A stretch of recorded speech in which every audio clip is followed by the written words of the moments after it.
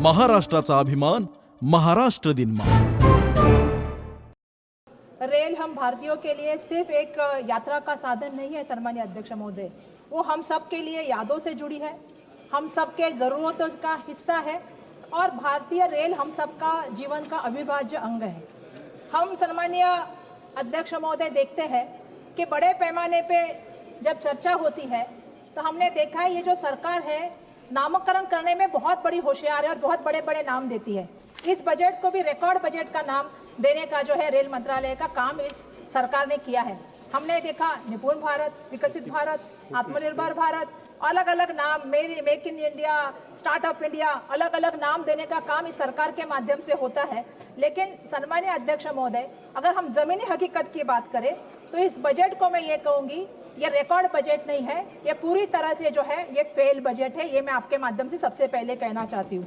आज इस बजट में बड़े बड़े आंकड़ों को बताया गया है, बड़ी बड़ी नई ट्रेन की घोषणाओं की बात की गई है, लेकिन अगर आप बुनियादी स्तर पे अगर जमीनी स्तर की आप बात करें तो कोई भी समस्या को इसने सॉल्व नहीं किया है। आज भी वो समस्या बजट फेल थोड़ी होता है, कोई बजट फेल नहीं होता। तो मैं अध्यक्ष महोदय आपसे आप मुझे संरक्षण दे, आप मुझे संरक्षण दे जी। तो बुनियादी ढांचे के ऊपर मैं बात करना चाहती हूँ। मैंने देखा जब भी मैं संसद में आई तब से मैं देख रही हूँ, मुझे ऐसा लग रहा है हर चीज जो है 2014 के बाद से ही हुई है। जैसा आप सबको मालूम है, जब भी हम चर्चा करते तो भारतीय रेल का उगम भी अगर 2014 में आप लोग कहेंगे, जैसे किसी सदस्य ने कहा था कि स्वतंत्रता की जो है 2014 से हुआ है, तो मुझे ये कहना पड़ेगा कि तथागत गौतम बुद्ध ने कहा था सूर्य, चंद्र और सत्य ना कभी छुपा है ना कभी छुपेगा। तो ये सत्य बिल्कुल सामने आएगा। तो आप कितना भी इसको रिकॉर्ड ब्रेक आपका बजट कहिए, लेकिन बिल्कुल ही आपका रिकॉर्ड ब्रेक बजट नहीं है, ये आपका फेल बजट है। ये कैसे, मैं सम्मानीय अध्यक्ष महोदय आपको बताना चाहती हूँ। 2.5 लाख करोड़ का बजट है और वो भी कैपिटल एक्सपेंडिचर है। मैं इसमें एक चीज बताना चाहती हूँ, अंग्रेजी में एक कहावत है, devil is in the details. इसका मतलब क्या है सम्मानीय अध्यक्ष महोदय? इस बजट के आप अगर प्रावधानों को देखेंगे तो आपको रेल का पूरा बजट अगर आपने देख लिया तो आपको पता चल जाएगा कि 8,20,000 करोड़ बजट है, जिसमें से 2,55,000 करोड़ रुपया जो है ये बजट भारत सरकार की बजटरी सप्लाई से के माध्यम से रेलवे को मिला है। और जो बाकी का बजट है, जो 5,65,000 करोड़ रेल का बजट है, जो उन्होंने अपने रेवेन्यू से जोड़ा है। तो इसका मतलब आप क्या समझ रहे हैं कि भारत सरकार ने रेलवे मंत्रालय को कितनी मदद की है? भारत सरकार ने रेलवे मंत्रालय को जो सपोर्ट किया है वो लगभग जो है 25% करने का काम जो है भारत सरकार ने किया है। तो रेलवे अपने आप ही चलने का काम कर रही है, रेलवे मंत्रालय खुद अपना रेवेन्यू बढ़ाने का काम कर रहा है। और मैं आश्चर्य की बात यह बताना चाहती हूँ सम्मानीय आपको कि इसमें जो कैपिटल एक्सपेंडिचर आया है, जो पिछले साल का कैपिटल एक्सपेंडिचर था और इस साल के कैपिटल एक्सपेंडिचर को आप कंपेयर करेंगे तो 1 रुपया भी सम्मानीय अध्यक्ष महोदय इसमें बढ़ाया नहीं गया है। तो ये बजट किसके लिए आप कहते हैं कि रिकॉर्ड ब्रेक बजट है? ये मेरा सबसे पहला कहना है। रेल हमारे सबके जीवन की क्या है? जीवन रेखा है। हम सुबह से शाम जो है इसको मानते हैं क्योंकि इससे हमारा जीवन चलता है। लेकिन आज क्या परिस्थिति है? आज यह परिस्थिति है कि जो हमारी जीवन रेखा है वो आईसीयू में भर्ती है और जो है वेंटिलेटर पे चल रही है। ये दुर्भाग्यवश हमारी जो है रेल की अवस्था इन्होंने करने का काम किया है। अगर अध्यक्ष महोदय मैं आपको बताऊं, ऑपरेटिंग रेशियो अगर आप देखेंगे तो 98.43% है, इस तक पहुंच गया है। तो आपको मैं इसका मतलब बताना चाहती हूँ, इसका मतलब है कि रेलवे जितना पैसा कमाती है उतना पैसा वो खर्च करने का काम करती है। यहाँ पे मुझे आपको एक कहना पड़ेगा, एक मैं कहानी बताना चाहूंगी। एक इंसान पूरा महीना काम करता है, पूरा महीना काम करने के बाद सैलरी लाता है, सैलरी को जो है पूरा खर्च कर देता है और अपने ईएमआई भरने के लिए उधार लेता है और फिर जोर से कहता है कि मैं आत्मनिर्भर हूं। वैसी ही अवस्था इस रेलवे की हुई है। सम्मानीय अध्यक्ष महोदय मैं यहां से बताना चाहती हूँ, सम्मानीय अध्यक्ष महोदय मेरा दूसरा जो मुद्दा है वो है रेलवे की वित्तीय सेहत के बारे में। अब इनकी सेहत की भी हमें चिंता करने की बहुत सारी जरूरत है। अगर सम्मानीय अध्यक्ष महोदय आप आज इनकी वित्तीय सेहत देखें तो आपको पता चल जाएगा 2022 और 2023 में रुपए जो है 4,300 करोड़ मतलब 4,300 करोड़ का जो है इन्होंने लक्ष्य रखा था। लेकिन इनको मिले कितने रुपए? 3,400 करोड़ रुपए, मतलब 900 करोड़ का इनका नुकसान हुआ। 2023 और 2024 की बात करें तो इनका बजट था 3,000 करोड़, इनको मिले कितने? 2,943 करोड़ रुपए इनको मिले। इसका मतलब इनका नुकसान 57 करोड़ का हुआ। 2024 और 2025 की बात करें तो इनका जो था वो बजट का लक्ष्य था 3,000 करोड़। ये जनवरी 2025 तक ये 760 मतलब 767 करोड़ का हो गया, मतलब 767 करोड़ का हो गया है। तो आप समझ सकते हैं ये साल का इनका जो लक्ष्य है 2025 का 26 का, ये उनका लक्ष्य 3,000 करोड़ का है। अगर आप पिछला रिकॉर्ड पर देखें तो ये हर बार नुकसान में गए हैं, हर बार इनकी कमाई जो है वो गिरी है। तो मेरा इनसे ये सवाल है कि ये चमत्कार कहां से होने वाला है? ये अचानक ऐसी कौन सी जादू चलने वाली है कि इनके बजट में जो है ये पैसा जो इन्होंने लक्ष्य रखा है ये पाने वाले हैं? क्या ये रेल मंत्रालय खुद कमाने वाला है या ये रील के माध्यम से होने वाला है? हम रील देखते सम्मानीय अध्यक्ष महोदय रेलवे डिपार्टमेंट की। अब मैं इनकी जरा रेलवे की कमाई की हाल भी आपको बताना चाहती हूँ। सम्मानीय अध्यक्ष महोदय, रेलवे की जो कमाई है 2025 और 2026 में कुल अनुमानित राजस्व रुपए 3,041.31 करोड़ की है। अगर पिछले 3 साल में अगर सम्मानीय अध्यक्ष महोदय आप देखें तो ये 3,041.31 करोड़ उसी दाम पे स्थिर है। सम्मानीय अध्यक्ष महोदय, इसमें सबसे क्या है, इसमें यात्री किराया देते हैं। यात्री कितना किराया देते हैं सम्मानीय अध्यक्ष महोदय? 92,800 करोड़ रुपए। लेकिन इनकी सबसे बड़ी आमदनी कहां से आती है? ये सबसे बड़ी आमदनी आती है माल ढुलाई से। 1,88,000 रुपए करोड़ जो इनको मिलता है वो माल ढुलाई से मिलता है। और ये खुद रेलवे भी एक्सेप्ट करता है, अगर इनका इनकम का कोई सोर्स है और इनका बिजनेस अगर किसी चीज से चलता है तो माल ढुलाई से चलता है। लेकिन इसमें भी मैं कुछ बताना चाहती हूँ, क्योंकि इसमें भी जमीनी हकीकत अध्यक्ष महोदय कुछ अलग है। जमीनी हकीकत ये है, अगर आप देखेंगे तो रेलवे का जो फ्रंट ट्रैफिक का जो 1951 अगर आप देखेंगे तो 85% का था। 1991 में 85 से वो 60% तक आ गया। 2022 में वो 60% से 27% पे आ गया।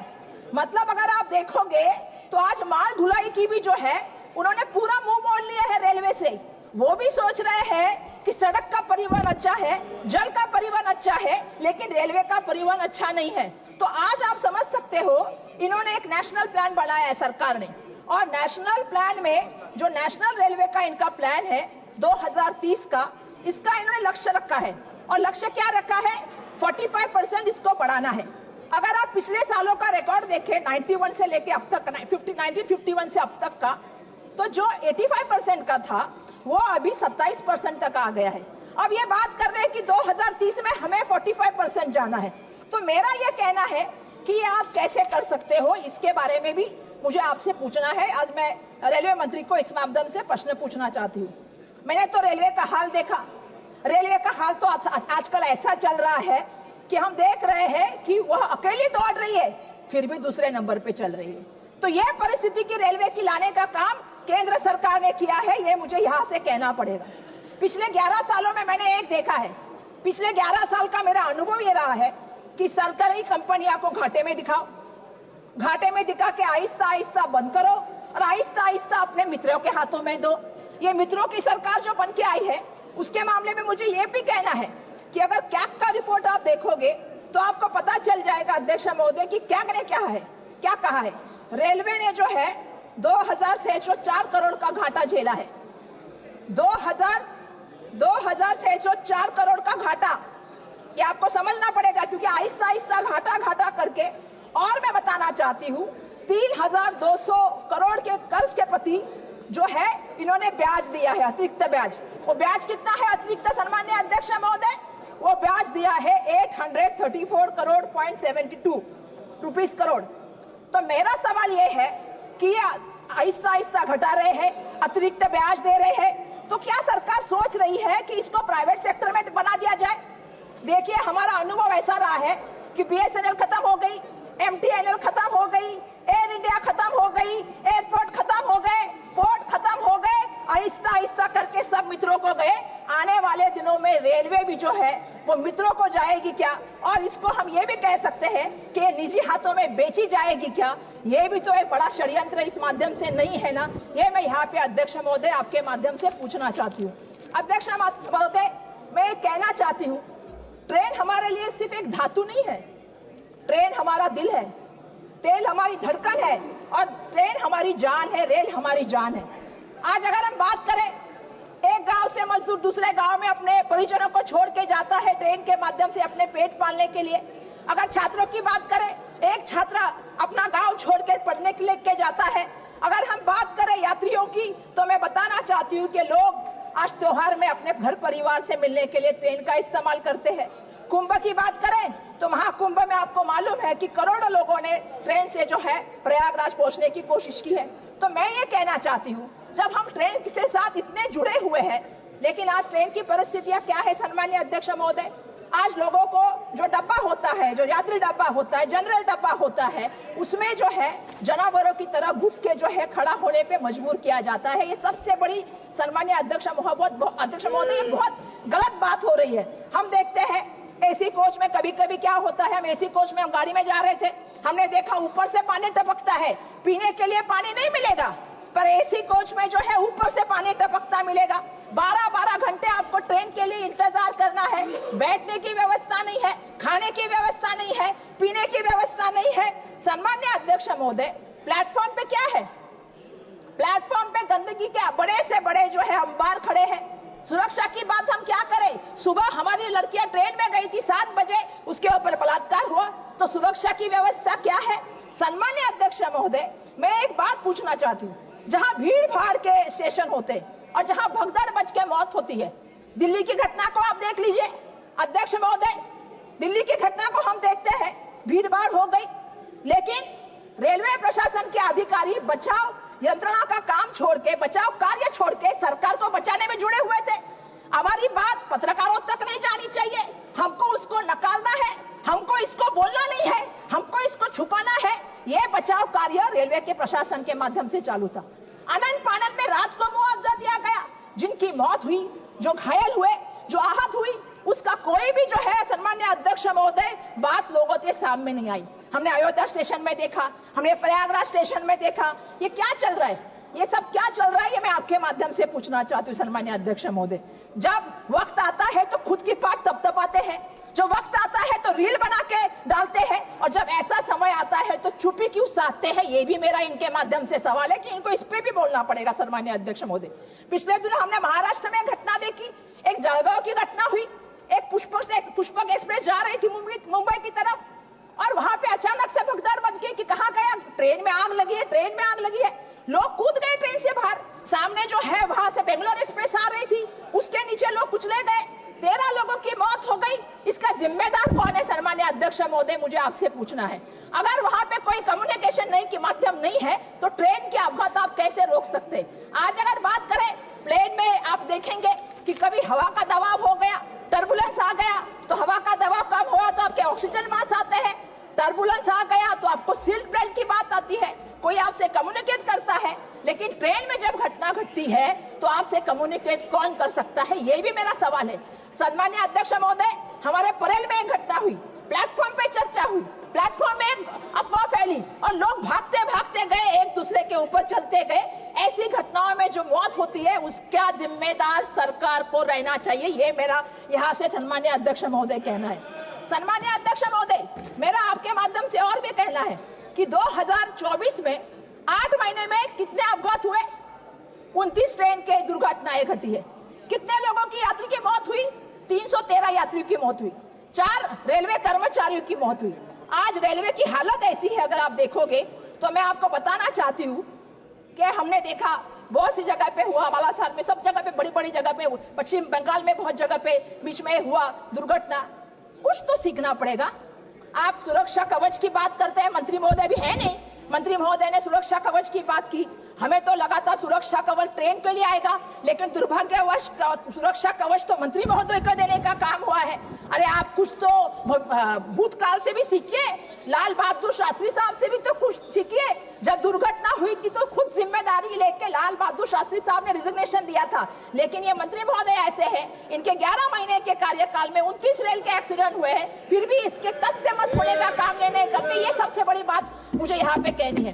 अगर रेल की बात हो और मुझे अगर हालात कहने की बात हो तो मुझे मुंबई के बारे में तो कहना पड़ेगा, क्योंकि मुंबई जो है वो आप सबको मालूम है कि सबसे बड़ी मुंबई की, हम तो कहते हैं मुंबई चलती ही रेल से है। तो मुंबई की अगर लाइफलाइन किसको कहते हैं तो रेल को कहा जाता है। मैं आपसे कहना चाहती हूँ, आज क्या सवाल है मुंबई की हालत का, जो हमारी रेल की हमारी जो लाइफलाइन थी वो आज लाइफ सपोर्ट पे आ गई है। मेरा मंत्री महोदय नहीं है, नहीं तो मैं मंत्री महोदय को आह्वान करना चाहती थी, चलिए मेरे साथ सुबह 7 बजे चर्चगेट स्टेशन के बाहर, चलिए आप विरार से चर्चगेट आइए, आप कल्याण से सीएसटी आइए और शाम को वापस मेरे साथ उसी ट्रेन में चलिए। आप देखिए लोगों की अवस्थाएं क्या है। सम्माननीय अध्यक्ष महोदय, लोगों को बैठने नहीं, खड़े रहने के लिए जगह नहीं है। आज पहली बार मैं ये भी चीज कहना चाहती हूँ कि क्या हो रहा है हमारे मुंबई में। मुंबई में लगभग लोकल ट्रेन में 2468 लोगों की जो है वो मौत होती है, वो अपनी जान गंवाते हैं सम्माननीय अध्यक्ष महोदय।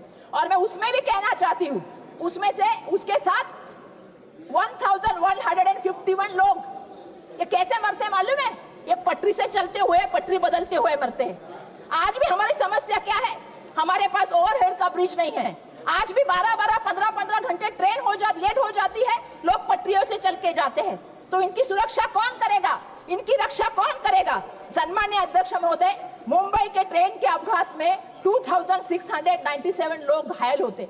तो ये परिस्थिति मुंबई की है, जो मुंबई देश की आर्थिक राजधानी, जो देश में आप सभी लोग मुंबई को देखते हैं। मैं एक कहना चाहती हूँ कि इसके मामले में मैं कहना चाहती हूँ कि सरकार इतना पैसा देती है, सरकार 1 लाख करोड़ रुपया सुरक्षा के लिए देती है, तो ये सुरक्षा होती किसकी है? जब लोग पटरी पे सुरक्षित नहीं, स्टेशन पे सुरक्षित नहीं, अगर हम देख के बाहर गांव में जाए तो हर ट्रेन को दरवाजे होते हैं, हमारे ट्रेन को दरवाजे नहीं होते, हमारे लोग गिरते हैं।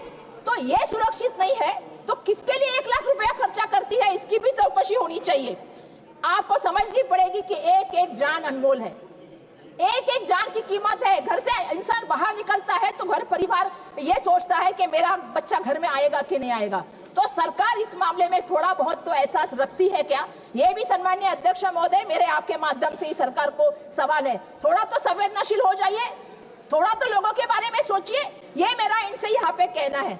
हम कहते हैं कि भारतीय रेल का जो नेटवर्क है वो देश में नहीं, पूरे दुनिया में 4थे नंबर का है। हमारी पूरी दुनिया में हमारी भारतीय रेल 4थे नंबर का बड़ा नेटवर्क रखती है, और सबसे बड़ी आबादी का देश भी किसके पास है तो हमारे देश के पास है। लेकिन आज क्या परिस्थिति है सम्माननीय अध्यक्ष महोदय? परिस्थिति ऐसी है, 140 करोड़ लोग हैं हमारे देश में और ट्रेनें कितनी है? 13,000। तो अगर इसका कैलकुलेशन आप करें तो आपको पता चल जाएगा, हर ट्रेन पर 1,07,000, हर ट्रेन में 1,07,000 लोगों का उसके ऊपर भार है, बोझा है। मतलब एक ट्रेन में कितने लोग घूमते हैं, आप समझ सकते हो कि उसके ऊपर कितने लोगों की जिम्मेदारी है। तो ये मैं बोलना चाहती हूँ, हमारे मराठी पिक्चर सैराट में, अभी 5 मिनट आदेश में 2 मिनिट मुझे, हमारे मराठी पिक्चर में एक डायलॉग था, क्या था? मराठी मध्ये बोलू का इंग्लिश मध्ये सांगू? मराठी इंग्लिश में समझते कि नहीं? अब मुझे बोलना पड़ेगा ये हिंदी का सफर है कि इंग्लिश का सफर है, SUFFER। तो ये इंग्लिश का सफर है, लोगों को इससे जो है वो तकलीफ सहनी पड़ती है। दूसरी तरफ आप दाम की बात करें, अगर हम फ्लाइट से जाए, 2 महीने पहले मुंबई से दिल्ली की फ्लाइट ले तो कितनी प्राइस है उसकी? 4,500 रुपए। और अगर हम यही जो है 15 घंटे ट्रैवल करके तेजस एक्सप्रेस से जाए, राजधानी से जाए, सेकंड क्लास की टिकट कितने की है? 4,300 रुपए की। अगर फर्स्ट क्लास की टिकट लूं तो 5,300 रुपए की। अरे मैं पहला वक्ता हूं, मुझे बोलने तो दीजिए। बहुत लंबी सूची है, बहुत लंबी है। तो मैं इतना ही कहूंगी, इसका मतलब है कि 6 गुना आप आमदनी लेते, 6 गुना आप टाइम लेते हो। एक मिनट खत्म करूंगी, 1 मिनट प्लीज। 1 मिनट में फिनिश कर दूंगी। तो इसका मतलब है आप 6 गुना ज्यादा टाइम लेते हो और प्राइस भी ज्यादा लेते हो। मेरा यही कहना है कि ना हमें स्पा चाहिए, ना हमें मार्केट चाहिए, ना हमें सेल्फी पॉइंट चाहिए। हमें ये नहीं चाहिए। हमें क्या चाहिए मैं आपसे बताना चाहती हूँ। हमें चाहिए स्वच्छ टॉयलेट, पानी, स्वच्छ अच्छा भोजन, और सुरक्षा और टाइम की पाबंदी, ये हमारी सबसे बड़ा कहना है। स्टेशन के बाहर हमें चाहिए एम्बुलेंस। और मेरा एक कहना है, ये फैंसी इनॉग्रेशन और पीआर घोषणा से राजनीति से ऊपर उठिए। और मैं आखिर में नियम 377 के अधीन सभापति ने I gave the bell twice, please understand, and I have given 20 minutes. Okay, last 30 seconds, please complete. Sir मैंने कुछ please complete, please conclude. Sir मैं अपना भाषण एक शायरी के साथ समाप्त करूंगी, क्योंकि वंदे भारत क्या है, वंदे भारत शताब्दी उसी की बात है। तो वंदे भारत पे मत आंको रेलवे की तस्वीर, वंदे भारत पे मत आंको रेलवे की तस्वीर, जनरल डब्बे की हालत देखो बहुत है गंभीर, सफाई सुरक्षा सुविधा सब अधूरी है यहाँ, झूठे प्रचार से नहीं बदलेगी रेलवे की तकदीर। धन्यवाद।